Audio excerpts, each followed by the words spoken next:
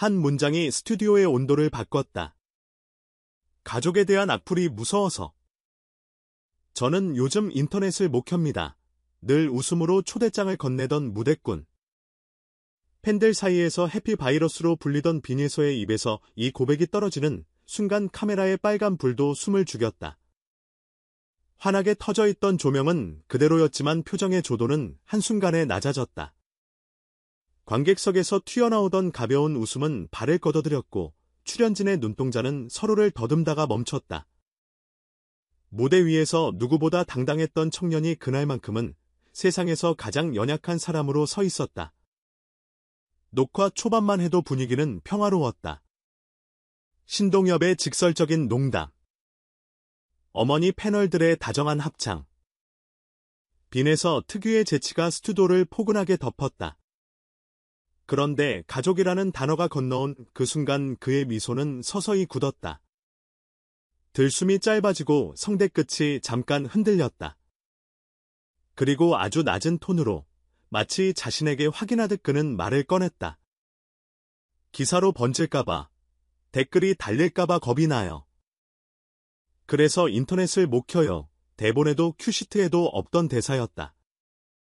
그 다음은 예능에서는 보기 힘든 시간이었다. 30분 가까운 정적. 효과음도, 자막도, 편집으로 만든 안전장치도 없었다. 제작진은 그 시간을 그대로 흘려보냈다. 떨리는 숨과 마른 침 삼키는 소리, 무대 위 손끝의 미세한 떨림까지 전파를 타고 안방으로 들어갔다. 말로 무장한 진행에 달인 신동엽조차 한 박자, 아니 몇 박자나 말을 멈췄다. 질문의 칼끝은 둔해졌고 그의 눈빛은 단 하나의 역할, 위로만을 남겼다. 카메라 뒤 스태프들은 낮게 속삭였다. 저걸 그대로 내보내도 될까? 그러나 누구도 컷들 부르지 않았다. 꾸며낸 웃음보다 사실의 침묵이 더 강하다는 것을 모두가 알았기 때문이다. 방송이 끝나자 포털의 실시간 검색창은 한 이름으로 가득 찼다. 빈에서 가족 악플, 빈에서 충격 고백, 인터넷 공포 같은 키워드가 상위권을 휩쓸었고 팬카페와 SNS에는 수천 개의 메시지가 물처럼 흘렀다. 우리가 지킬게요. 당신의 가족은 건드릴 수 없는 선입니다. 당신이 인터넷을 꺼도 우리는 마음을 켜둘게요. 사람들은 그제야 깨달았다. 반짝이는 스포트라이트 뒤에 숨어있던 그림자의 질감과 무게를. 그가 왜 가족 이야기를 쉬쉬하며 피해왔는지, 그 침묵이 사생활 보호를 넘어 사랑의 방패였다는 사실을. 작은 오해는 날선 문장으로 바뀌고 그 문장은 순식간에 폭력으로 증식한다. 몇 줄의 악플이 누군가의 하루를 갉아먹고 가족의 마음에 흉터를 남긴다. 그래서 그는 접속을 끊었다. 스스로를 작은 섬으로 옮겼다. 하지만 섬이라고 늘 고요한 건 아니다. 무대 뒤 대기실에서도 집으로 돌아가는 길에도 알림창이 꺼진 화면 너머에서 말의 망령은 끈질기게 따라붙는다. 그날의 고백은 그 망령에게 던진 첫 번째 그만이었다. 제작진은 방송 직후 공식 입장을 냈다. 용기에 감사한다. 연예인을 넘어 인간의 이야기를 더 정교하게 비춘다. 업계도 빠르게 반응했다. 동료 가수들은 형의 고백이 우리를 단단하게 만들었다. 진정성의 무게를 다시 배웠다는 글을 올렸다. 캠페인은 자연 발생적으로 번졌다. 말 없는 응원이라는 이름의 조용한 움직임. 댓글창을 긴 글 대신 하트 하나로 채우는 방식. 설명 대신 마음을 남기는 방법. 빈에서는 인터뷰에서 아주 조심스럽게 웃었다. 여전히 인터넷을 켜는 건 무서워요. 그런데 여러분 덕분에 조금은 용기가 생겼어요. 그 한 줄의 팬들은 또 한 번 울컥했다. 눈물은 여전히 있었지만 이번엔 성질이 달랐다.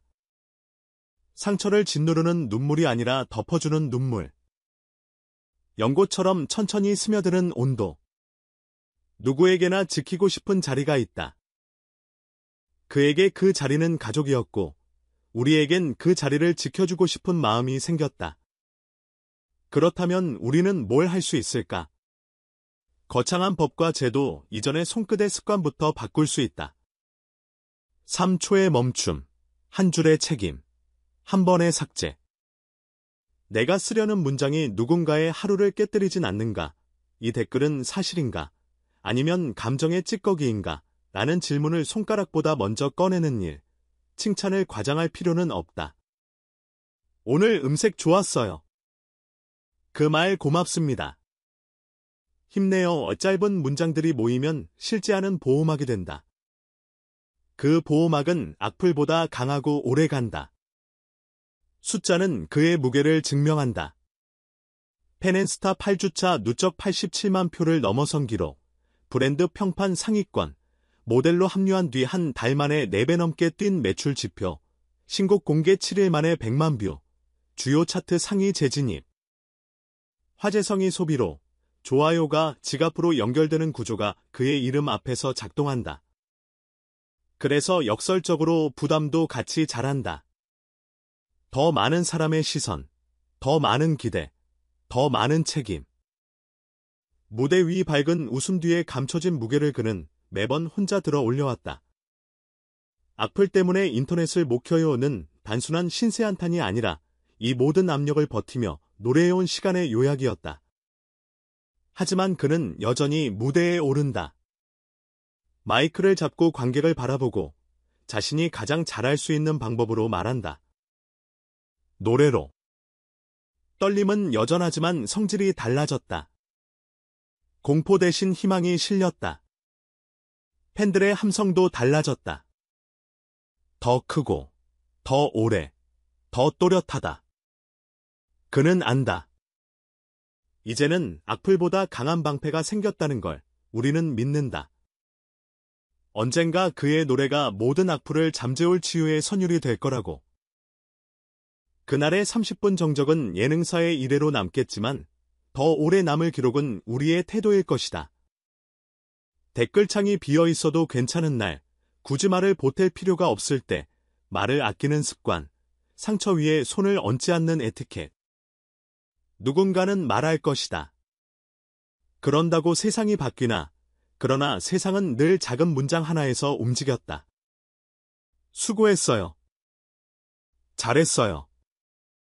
괜찮아요.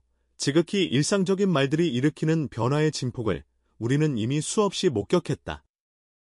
이제 질문을 바꿔보자. 인터넷은 켜졌습니까? 나는 확인 대신 오늘은 누구의 마음을 켰습니까? 라고. 그가 다시 편안히 접속할 수 있는 날은 우리가 조금 더 따뜻해졌다는 증거일 것이다. 그날이 오면 이렇게 말해도 좋겠다. 악플 때문에 인터넷도 못 켠다고? 이젠 걱정 마. 우리가 옆에 있을게. 마지막으로 이 남자에게 붙는 수식어를 잠깐 내려놓자. 상승세, 라이징 스타, 대세 같은 말들은 그의 일부를 설명할 수 있지만 전부는 아니다. 수치로 포착되지 않는 영향력, 진심. 분포표로도, 지표로도 끝까지 환산되지 않는다. 그의 고백 이후 우리가 본 건 스타의 눈물이 아니라 사람의 용기였다. 그리고 그 용기는 다른 사람을 움직였다. 동료를, 제작진을, 팬을, 시청자를, 그리고 지금 이 글을 읽고 있는 당신을. 이야기는 아직 끝나지 않았다. 다음 방송에서 그가 다시 웃음을 건넬 수도 있고, 다음 무대에서 또 다른 고백을 할 수도 있다. 중요한 것은 방향이다. 상처를 키우는 쪽이 아니라 치유를 키우는 쪽, 소리를 키우는 쪽이 아니라 마음을 키우는 쪽, 그가 택한 방향에 우리가 어깨를 나란히 할 수 있다면 인터넷의 스위치는 더 이상 공포의 버튼이 아니다. 연결의 버튼이 된다. 그러니 오늘은 이렇게 약속해보자. 쓰기 전에 한 번 더 숨을 쉬고, 말 대신 마음을 고르고, 누군가의 가족을 향한 칼날을 내려놓자. 그 작은 약속들이 모이면 빈에서가 다시 편안히 인터넷을 켜는 날이 빨라진다. 그리고 그날, 그는 또 하나의 문장을 우리에게 건넬 것이다. 고맙습니다. 덕분에 다시 켰어요. 우리의 댓글이 그의 와이파이가 되는 순간, 우리는 비로소 한 사람을 지킨다. 그리고 그 한 사람이 다시 무대를 지킨다. 이 선순환의 첫걸음은 언제나 그렇듯 댓글창의 한 줄에서 시작된다.